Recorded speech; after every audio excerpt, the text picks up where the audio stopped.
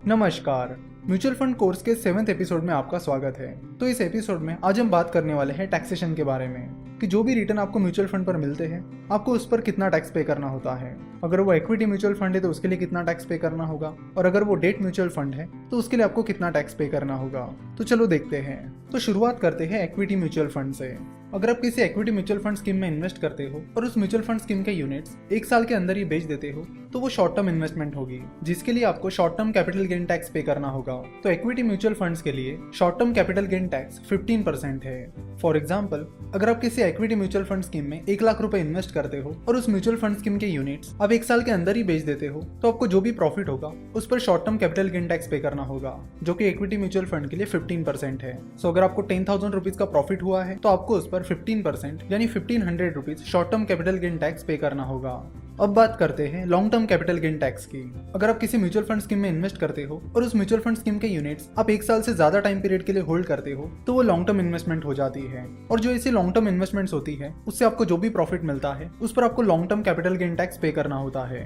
तो अगर कोई आप लॉन्ग टर्म इन्वेस्टमेंट करते हो और उसमें आपको 1 लाख रुपए तक प्रॉफिट होता है तो उस पर आपको टैक्स नहीं पे करना होगा, और 1 लाख रुपए के ऊपर जो भी प्रॉफिट होता है उस पर आपको 10% long term capital gain tax पे करना होगा। फॉर एग्जाम्पल, अगर आपने किसी इक्विटी म्यूचुअल फंड स्कीम में 1 साल से ज्यादा टाइम पीरियड के लिए इन्वेस्ट किया है और उसमें आपको 1.5 लाख रुपए का प्रॉफिट हुआ है तो जो पहले 1 लाख रुपए है उस पर आपको कोई टैक्स नहीं लगेगा, और 1 लाख रुपए के ऊपर जो भी अमाउंट है उस पर आपको 10% long term capital gain tax लगेगा।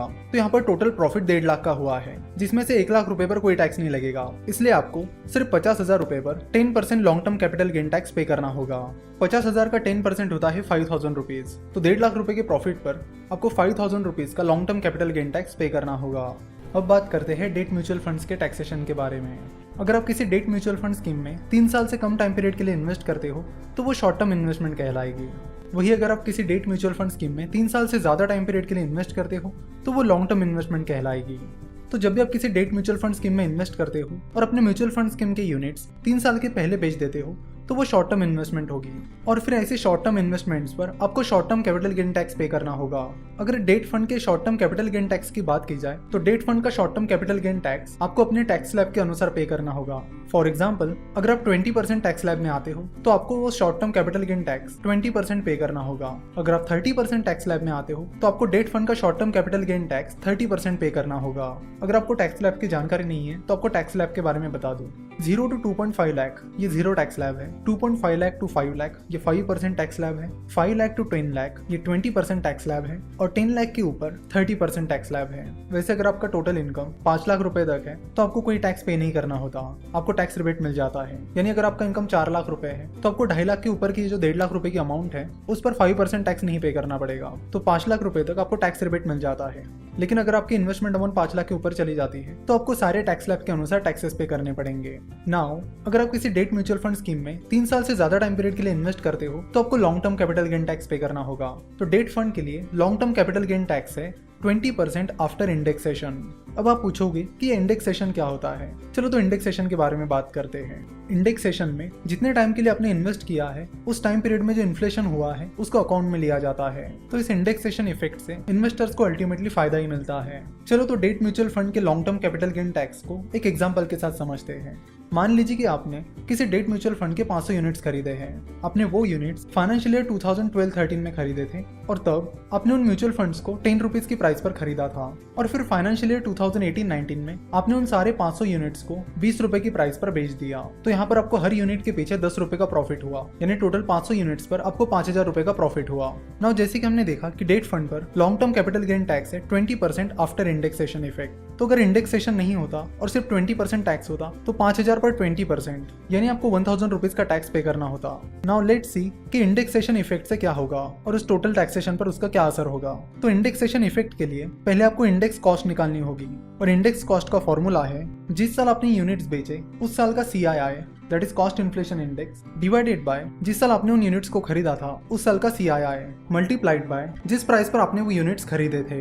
तो CII that is cost inflation index आपको इनकम टैक्स डिपार्टमेंट की वेबसाइट पर मिल जाएगा या फिर गूगल पर सर्च करके भी मिल जाएगा। चलो तो हमारे इस एग्जांपल में इंडेक्स कॉस्ट निकालते हैं। तो फाइनेंशियल ईयर 2018-19 में CII 280 था और फाइनेंशियल ईयर 2012-13 में CII 200 था।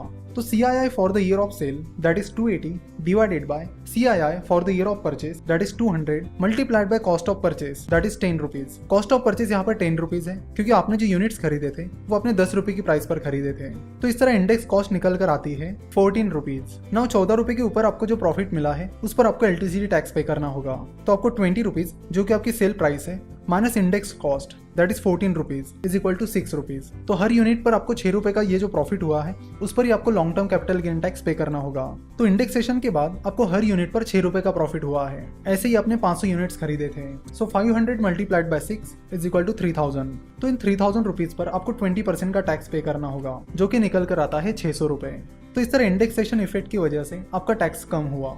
अगर आपने यही पैसा फिक्स डिपॉजिट में इन्वेस्ट किया होता और आपको उसमें इतना ही प्रॉफिट मिलता दैट इज 5000 रुपीज का प्रॉफिट मिलता, और अगर आप 20 या 30% के टैक्स स्लैब में हो तो आपको काफी ज्यादा टैक्स पे करना होगा। दैट इज 20% के अनुसार आपको 1000 रुपीज टैक्स पे करना होगा और 30% के टैक्स स्लैब में आपको 1500 टैक्स पे करना होगा।